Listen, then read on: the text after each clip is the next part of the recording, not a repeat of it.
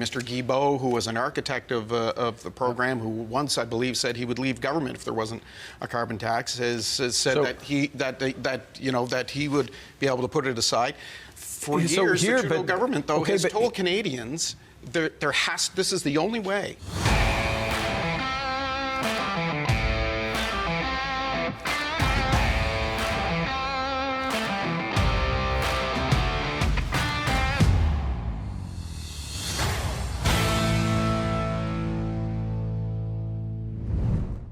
A week and a half ago, Mark Carney appeared on CTV News to do an interview while he was in Halifax. He didn't appear on their more popular segments, most likely as a way of dipping his toe into the waters to evaluate how he would perform. Well, let's just say that it's no wonder that he hasn't done more interviews since. Let's take a look. I want to ask you about tariffs, but first off, I'd like to ask you about your comments today that you canceled the consumer portion of the carbon tax. Does that happen on day one? Yeah, will happen on day one. And look, what's happened with the consumer carbon tax, and it's a very strong issue, as you know, here in Atlantic, Canada, is it's become very divisive. So we're going to do several things, and I think this is a crucial difference. You know, Pierre Poilievre is just axe the tax. That's it. He doesn't care about the fact that most households will be worse off. He doesn't care what it means for jobs and future growth in the economy. So what we're going to do, we'll axe the consumer carbon tax. We will get the large polluters to pay for incentives for people in Halifax, across Nova Scotia, Atlantic Canada, across the country, to make investments in cleaner appliances, in EVs if they want, to insulate their home, and on and on. Those are choices that people make as well. Sorry, I had to say this, Todd. Yeah. We're very focused on making sure that not just costs go down, but the overall incomes of all households go up. So we're going to be announcing some additional measures for that to be the case. So you're going to cut the carbon tax, but it's Pierre's fault that people don't like the carbon tax, and it's Pierre's fault that people are going to be worse off because he wants to cut the carbon tax, yet you're going to cut the carbon tax. Sounds a little bizarre, doesn't it? Sounded bizarre to CTV News' Todd as well, and he doesn't miss this one. He calls him out. You just mentioned that Canadian households might be worse off. If that's the case, why cancel? Well, this is a key point. If you're Pierre Poilievre, he just stops there, acts the tax, he doesn't care. Doesn't acknowledge that households, on average, take a household in this region, it's a household of four, it's probably $800-900 a year on net that they will be worse off. We know that. We get it, we care. So what we're doing, not just providing incentives if they take choices, but we'll be providing additional measures, economic measures, I'll announce in the next few weeks, that make sure that they come out ahead. So again, he's referring to only part one of the Parliamentary Budget Officer report, which we've talked about on a number of occasions, where when you look at all factors, every single factor, when it comes to the carbon tax, more than 60% of Canadians are worse off. So it is a net loss for Canadians when it comes to the carbon tax. And this is the funny thing, because the CTV host says, well, if you're saying that they're better off, then why are you reducing it? And then Carney says, well, this is the thing. No. You don't cut a tax if you truly believe it is going to be better off for Canadians. What has happened here is Pierre and the Conservatives have exposed what the tax is, and it's literally a tax, and it costs Canadians more money. So then he says, Mark Carney, oh, well, in a couple of weeks I'm going to be, releasing some measures that's going to detail how Canadians are going to be better off. Well, here's the problem. He says, I'm going to tax the crap out of all of you, and if you want to get that money back, you then have to spend money. Well, how are we going to be spending that money if you're taxing us into oblivion? And the answer, of course, is that you can't. So this is the smoke and mirrors shell game that Mark Carney is playing with taxes. And the most critical, in my opinion, is his quote-unquote carbon border adjustment, or the carbon tax tariff, as I'm calling it, where he's literally going to be taxing everything that comes from the US, everything that comes from China, you know, most of the products that we actually use. So they're going to go up in price for Canadians. Not a great plan, Mark, if you want to increase the amount of money that is going into Canadian households. And that's that you would offer incentives to buy things like energy efficient refrigerators, to get insulation done in homes. A lot of those programs already exist for those incentives. How is that going to help Canada reach net zero? So there's a couple of things. One, what we're going to do, we're going to look at all of those. We're going to make sure those incentives are big enough and broad enough and clear enough to Canadians. Then secondly, what we're going to do is make sure not that the government pays, not that we as taxpayers pay, but the large polluters pay. And so what happens? But does that not ultimately trickle down? No, because what the big companies are producing, by and large, are not products that we are consuming. There's some element of that, but by and large, you know, a steel company. How much steel are you using these days, Todd? I mean, not as much we used to. So anyway, How much steel are you using? Canadians use steel in almost everything that we use? Are you kidding, Mark? Do you drive a car? Do you use a phone? Do you have a television? Do you have anything with metal in it whatsoever? Ladies and gentlemen, the economist, Mark Carney, doesn't seem to understand how prevalent steel is in our economy. I thought this guy was supposed to be smart. This guy is freaking clueless. And this is who the Liberals are propping up as the genius that's going to take them into the next election. Apparently we don't use steel on anything. Well, that is going to be news to Stelco and Hamilton. Maybe you should tell them, because literally that's their product. Holy crap. Okay, so I guess we don't need bridges, and we don't need roads, and we don't need buildings, and we don't need any of this stuff, because apparently we don't need steel. That's core to it.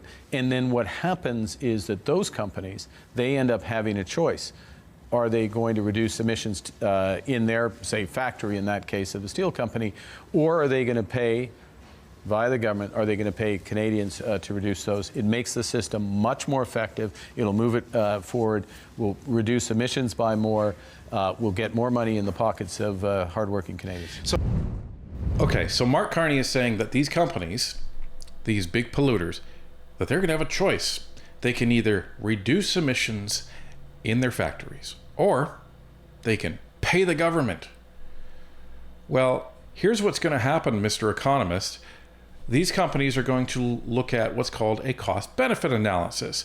So they're going to say, all right, how much is it going to cost us to completely retrofit our entire operation, stem to stern, and what is that going to cost us?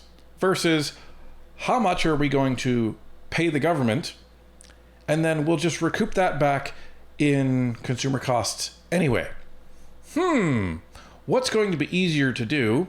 What is going to be less expensive to do? It's probably going to be paying that extra money, and then you just take that back from the consumer anyway. So you have a net loss of zero, because you've offset your expenses by the increase in prices that you're passing down to your consumers. But Mark Carney seems to think that these companies that are operating within a capitalistic system aren't going to be acting as capitalists. This is the economist. This is the genius who says that he navigated Canada through the 2008 financial crisis. It was nobody else, it was him. And it was him that fixed Britain during Brexit. Well, a lot of people have differing opinions on that, Mark. So you're going to eliminate the consumer end of the carbon tax. Ms. Freeland said she would do the same thing. Mr. Guilbeault, who was an architect of the program, who once, I believe, said he would leave government if there wasn't a carbon tax, has said that he would be able to put it aside. For years, the Trudeau government, though, has told Canadians this is the only way to get to net zero, is to have carbon pricing and to have a carbon tax. And now suddenly the Liberal Party is stepping away from that. Well, a couple of things. One is we still have carbon pricing for the large companies, and that's essential for them to become more competitive and move forward. Secondly, you mentioned Stephen Guilbeault.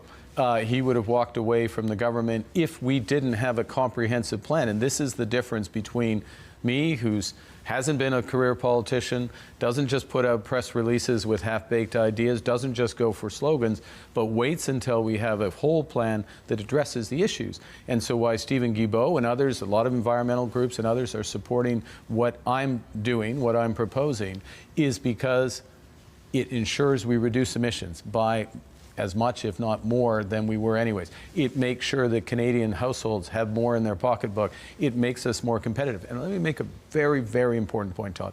You know, we're meeting here today. Literally, on the weekend, the President of the United States is threatening this country with massive tariffs, economic force. We got to stand up for Canada.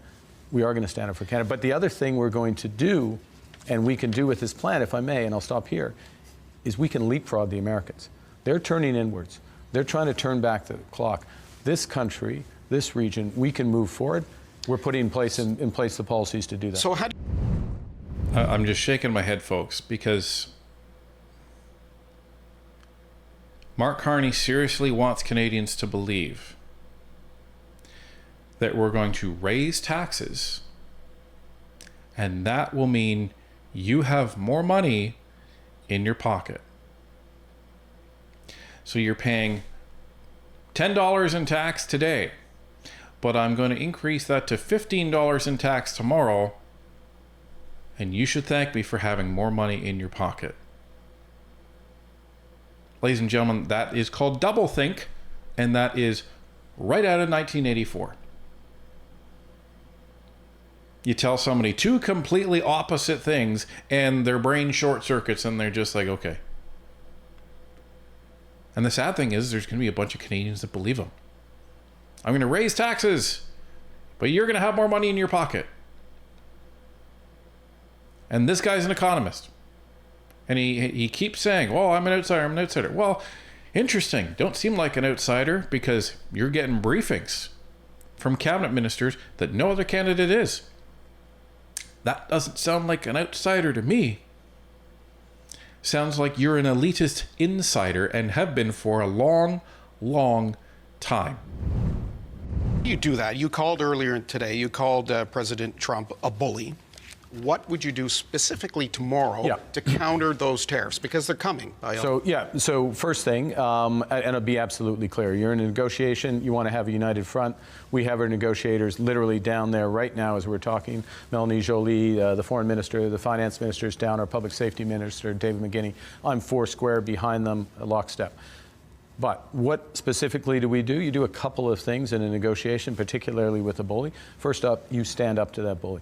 They're going to put tariffs on us. We're going to put tariffs on them. We'll match dollar to dollar. We will target those tariffs where it hurts the most in the United States, hurts the least in Canada. First thing. Second thing, what you always do in a negotiation, and I've been in a lot of negotiations, what you always do in a negotiation is you strengthen your outside option. What is our outside option in Canada?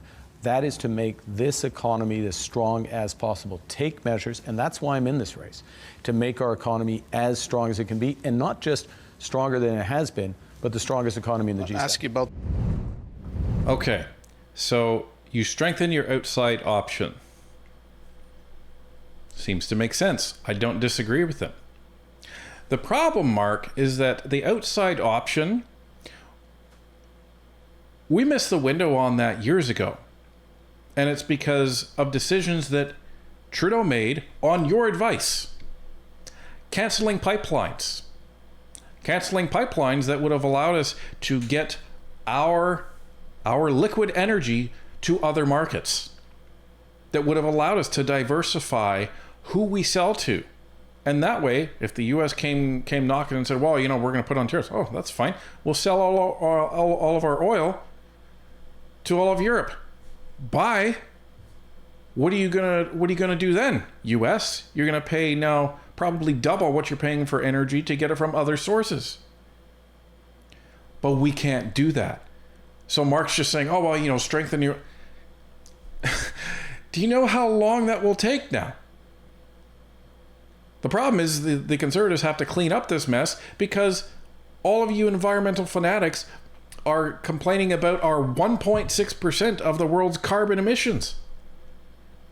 And that's nothing compared to China. It's nothing compared to India. China is increasing their output by as much as our annual output every year. It's an absolute joke what this guy's saying. Well, we just strengthen the economy. That's all we... What, do you think you just flip a switch? The policies that Trudeau has implemented on your advice has caused our economy to stagnate. And that includes the Century Initiative, increasing our population by over 1 million per year. It's not sustainable because we don't have the infrastructure. We don't have the housing. We don't have anything to support these people. And the system is crumbling. That's the problem. So strengthen our outside option.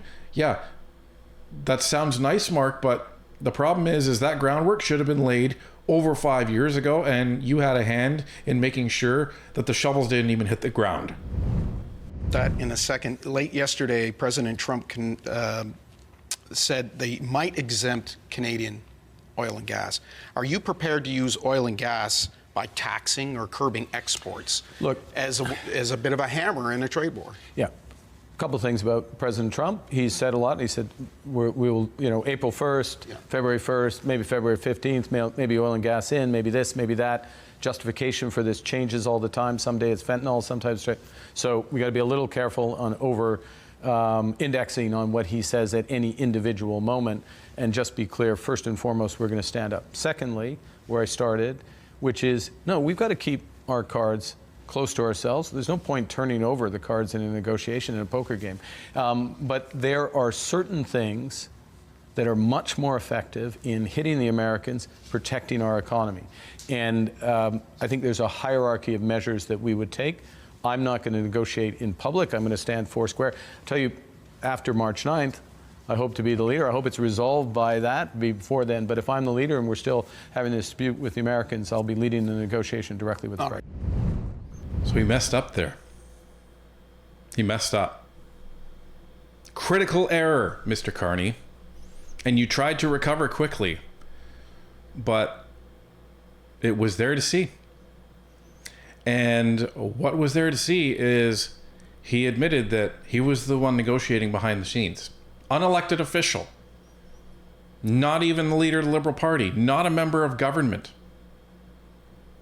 And he's the one that's basically been negotiating behind the scenes. That's what I got from that. I'm not going to negotiate in public. And then he realized, oh crap, I guess I shouldn't say that. When I hope this is all done by the time I take power.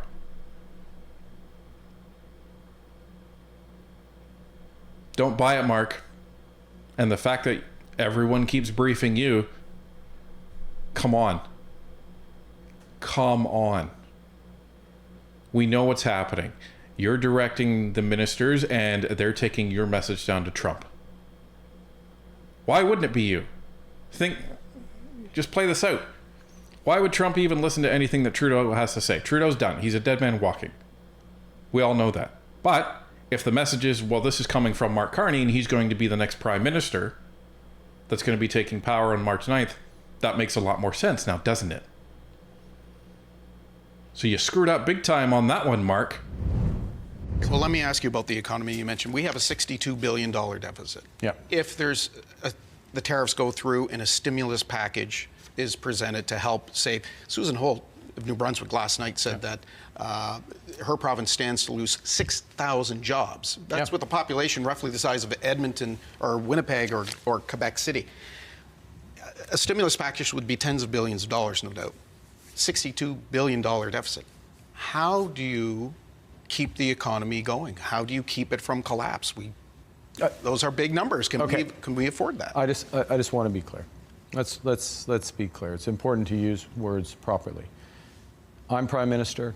Our economic plan we don't face those types of issues. This is a serious situation, but this is also a strong economy. We need to use our resources as the federal government, Premier Holt as her government as well, and I talked to her last week, including about these issues.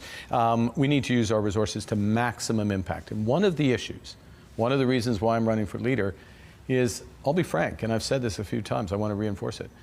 The federal government has been spending too much and it's investing too little. So there's certain things that we're doing at the federal level that haven't been as disciplined, that have led to things like the $62 billion deficit. We need to clamp down on those. What we need to do is put more money in the pockets of Canadians. You'll hear more about that in the next few weeks, as well as, and this is absolutely crucial, it was a big part of what today's announcement was about, and it's a big part of our future, is making sure our companies are investing in the future. The federal government, precious tax dollars, catalyzing maximum investment. That's what we're going to do. And if I can make one last point, it is always the case in our system, if the economy slows sharply because of some shock from abroad, then that puts upward pressure on the deficit. And what you need to do in that circumstance is make sure that you're spending on the right things, being resolute, providing a plan to move forward. And that's what we'll do. I've only got about 30 seconds here, but I want to get this in. You said this morning that you're not a politician. You've got the support of the majority of the Trudeau government caucus. Do you fear it might come across as looking like a new label on an old product? I'm a very different person than the current Prime Minister. I was born in Fort Smith, Northwest Territories. My parents were teachers. I grew up in Edmonton. I'm a goalie. He's a snowboarder. You know, there's lots and lots of differences.